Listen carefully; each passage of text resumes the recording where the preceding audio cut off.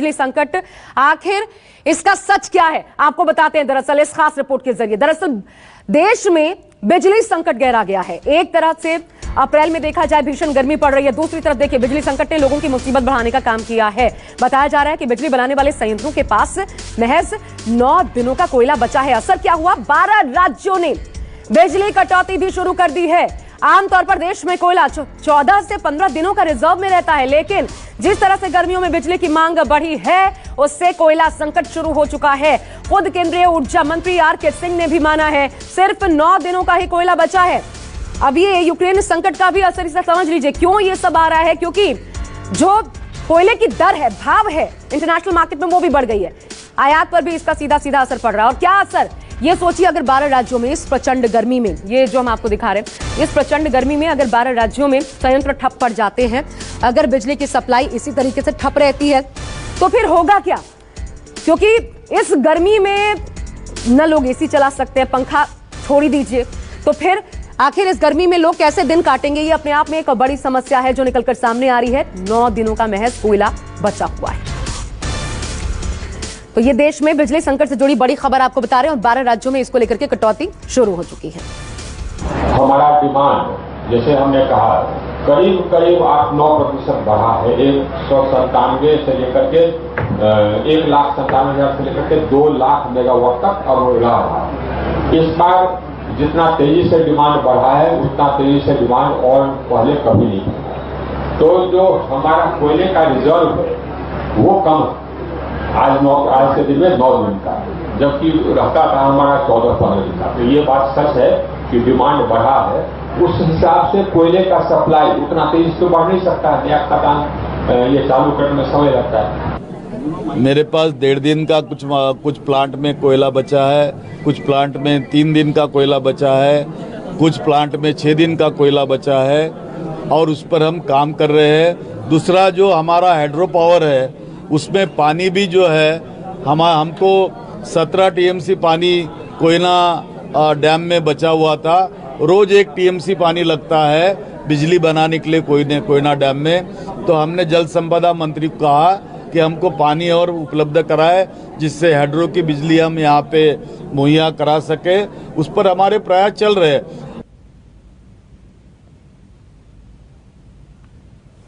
तो ये आपने सुना, ये बयान दरअसल सामने आ रहे हैं जो बिजली संकट है उसको लेकर के। लेकिन अब आपको आइए हम बता देते हैं कि आखिर बिजली संकट है क्यों, इसका क्या कारण है, क्यों इस प्रकार से उभर करके सामने आया। ऊर्जा मंत्री की बात तो आप सुन ही रहे थे, लेकिन यही हाल होने वाला है क्या? इस तरीके से हाथ के पंखों का इस्तेमाल करना होगा और इस गर्मी में क्या ये वाकई संभव हो पाएगा? आप देखिए 12 राज्यों ने दरअसल बिजली कटौती जो है वो शुरू कर दी है। 12 राज्यों में साफ साफ इसका असर देखने को मिल रहा है। बड़ी बात यह भी है कि सिर्फ 9 दिनों का कोयला बचा है। ये केंद्रीय ऊर्जा मंत्री कह रहे हैं कि सिर्फ 9 दिनों का ही कोयला बाकी रह गया है। इसके अलावा पहले क्या हुआ करता था, देखिए रिजर्व में 14 से 15 दिनों का कोयला पहले रहा करता था, लेकिन अब महज 9 दिनों का बचा है। इसके अलावा बिजली आपूर्ति की मांग में देखिए जो मांग सामने आई है, अगर इसको कंपैरेटिवली देखा जाए तो 1.4% की इसमें कमी आई है। बिजली मांग के मुकाबले आपूर्ति जो हो रही है उसमें 1.4% की कमी इस बार देखने को मिल रही है। इसके अलावा देखिए एक सबसे महत्वपूर्ण फैक्टर ये हम आपको दिखा रहे हैं, क्योंकि आयातित जो कोयला है उसके दाम जो है वो दोगुने हो चुके हैं। ये बहुत बड़ा फैक्टर है जिसकी वजह से अभी जो हम रखते थे स्टॉक में कोयला वो स्टॉक खत्म होता जा रहा है। और इसका एक और कारण, बड़ा कारण आपको दिखाते हैं। देखिए 150 से 300 प्रति टन, $300 प्रति टन कोयले की कीमत जा पहुंची है, यानी कि 2 गुना हो चुकी है। और ऐसे में इसकी खरीद बेहद मुश्किल साबित हो रही है। और अब चलिए सीधा लिए चलते हैं, आखिर सरकार के पास क्या खाका है, इस परेशानी से कैसे निकालेगी सरकार बाहर इन तमाम 12 राज्यों को जहां पर बिजली कटौती हो रही। कुमार गौरव हमारे साथ जुड़े हैं, सीधा उनका रुख कर लेते हैं।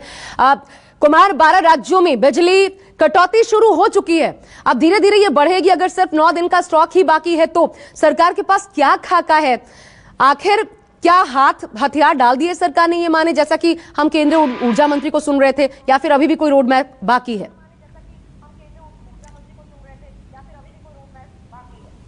देखिए आशा, बिल्कुल जो समस्या है वो है, इसमें कोई दो राय नहीं है। लेकिन केंद्र सरकार का ये कहना है कि कोई दिक्कत नहीं है, इस तरह की समस्याएं हर साल गर्मी में आती है और इसे दूर कर लिया जाता है। थोड़ी सी आप आपाधापी होती है, इसमें कोई दो राय नहीं है। जो मुख्य तौर पर जो वजह है, जैसा आपने बताया भी कि जो इंपोर्टेड कोल है उसकी प्राइस काफ़ी ज़्यादा ऊपर चली गई है। दूसरा, जो बाहर से विदेशों से कोयला आता है उसके आने में अभी दिक्कत है। रशिया और यूक्रेन वार की वजह से समुद्र में डिस्टर्बेंस है और इस वजह से कई इस तरह के मालवाहक जहाज नहीं आ पा रहे हैं, भारत तक नहीं पहुंच पा रहे हैं। तीसरी जो बात है, डोमेस्टिक कोल जो है, डोमेस्टिक कोयला जो है, यानी लोकल इंडिया में जो कोयला है उस पर प्रेशर ज़्यादा बढ़ गया है, यानी उसकी डिमांड ज़्यादा बढ़ गई है। और जैसा कि आप बता रही हैं और जैसा कि रूल है 14 से 15 दिन का कोयला होता है, और जब लोकल डिपेंडेंसी ज़्यादा होती है और पहले से तैयारी नहीं होती तो ऐसी स्थिति में आपाधापी मचती है। और अभी केंद्र सरकार का जो रोड मैप है उसमें ये तय है, ये साफ साफ सोर्सेज के हवाले से कहा जा रहा है कि कहीं कोई समस्या नहीं आने वाली है। जो कोयला की ढुलाई है उसको तेज कर दिया गया है। रेलवे वार फुटिंग पे अब अपना काम शुरू कर चुकी है और आगे आने वाले 2-4 दिनों में इसे और ज़्यादा बढ़ाएगा, यानी कि अगले 5 दिनों में जो स्थिति है, जो 14 से 15 दिन का स्टॉक होना चाहिए बिजली संयंत्रों में, वो चीजें हो जाएंगी, वो सभी चीजें वहां पे पहुंच जाएंगी और आने वाले समय में दिक्कत नहीं बने रहिएगा। होगी। कुमार, मैं वापस आपके पास आ रही हूँ। हमारे साथ इस वक्त प्रोफेसर एजी अय्यर जी जुड़ चुके हैं REPA से। प्रोफेसर साहब, स्वागत है आपका न्यूज़ 24 पर। सर, मैं ये समझना चाहती हूँ, ये जो संकट अभी उभर कर सामने आया है, इसे कितना गंभीर एक तो आप देख पा रहे हैं, और क्या ये वाकई बड़े स्तर पर असर डालेगा या इसे संभाल लिया जाएगा सरकार की तरफ से? देखिए, हमें कभी भी इस तरह की जब क्राइसिस आती है, ये विश्व की क्राइसिस है एनर्जी रिसोर्सेस। इसमें रशिया यूक्रेन की जो लड़ाई है बिल्कुल संपूर्ण रूप से केवल हमारे देश को नहीं, पूरी इस परिस्थिति को ये बिगाड़ने वाला है। तो ऐसे टाइम पे ये देखिए, हफ्ते भर, 9 दिन, 15 दिन ये तो पहले से चल रहा है। तो हमारी एक भारी गलती है। कोयले का उत्पादन 600 मिलियन टन हम अभी कर रहे हैं, वो कम है, क्योंकि पिछले 4 साल से आप देखेंगे तो कोई उत्पादन की क्षमता बढ़ाई नहीं गई है। तो हमें जो 384 बिलियन टन हमारे डिपॉजिट है, उससे 1 बिलियन टन कोयला बनाना ही चाहिए, पहला टारगेट होना चाहिए। क्योंकि 25 से 100 मिलियन टन हम इंपोर्ट करते हैं। इस वक्त इंपोर्ट का जो कोल है वो मिलना ही बड़ा मुश्किल है। और कुछ जो कोस्टल प्लांट है, जो समुद्र के तट पे हैं, जैसे मुंद्रा का है और इस तरह के जो प्लांट कोस्ट में है, जो दोनों टाटा मुंद्रा और अदानी मुंद्रा 8000 मेगावाट कोस्ट पे है गुजरात के। तो इसलिए जो कोस्ट के प्लांट है उन्हें इंपोर्टेड कोल पे ही चलना है। टेक्नोलॉजी उसके लिए बनी, वो थोड़ी बहुत ब्लेंडिंग कर सकती है लोकल कोल को, पर वो इंपोर्ट करेगी कोल।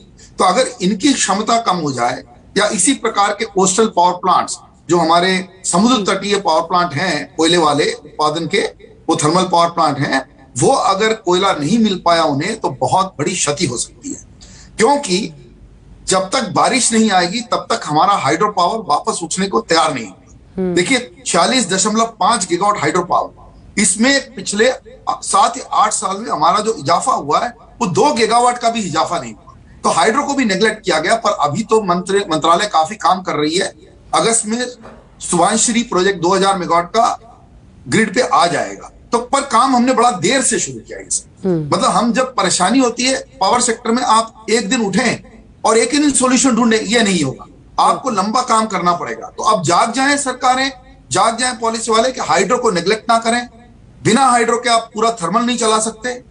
इस वक्त आपके दर्शकों को कहना चाहता हूं, 400 गीगावाट हमारे पास बिजली उत्पादन की इंस्टॉल कैपेसिटी है, परंतु क्षमता कितनी है? 240 गीगावाट की केवल क्षमता हो पा रही है। और हम कितना हम ऑलरेडी मांग रहे हैं, या कितनी अपनी डिमांड है? डिमांड 220 के ऊपर पहुंच चुकी है। तो अगर ये 240 के ऊपर हम बैंड से जा नहीं पाए तो सर, आपको थोड़ा सा रोकना चाह रही हूँ। उस वक्त एक बड़ी खबर सामने आ रही है, वो इस वक्त दर्शकों को बताना जरूरी हो जाता है। आपको बड़ी खबर बताते, देश में बिजली संकट जो गहरा गया है।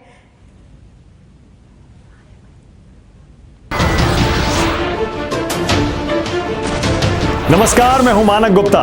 अगर आपको हमारा ये वीडियो पसंद आया हो तो इसे लाइक और शेयर जरूर करें, और हां, हमें सब्सक्राइब और फॉलो करना ना भूलें, ताकि आप देश और दुनिया की कोई खबर मिस ना करें। तो जुड़े रहिए हमारे साथ और देखते रहिए न्यूज़ 24।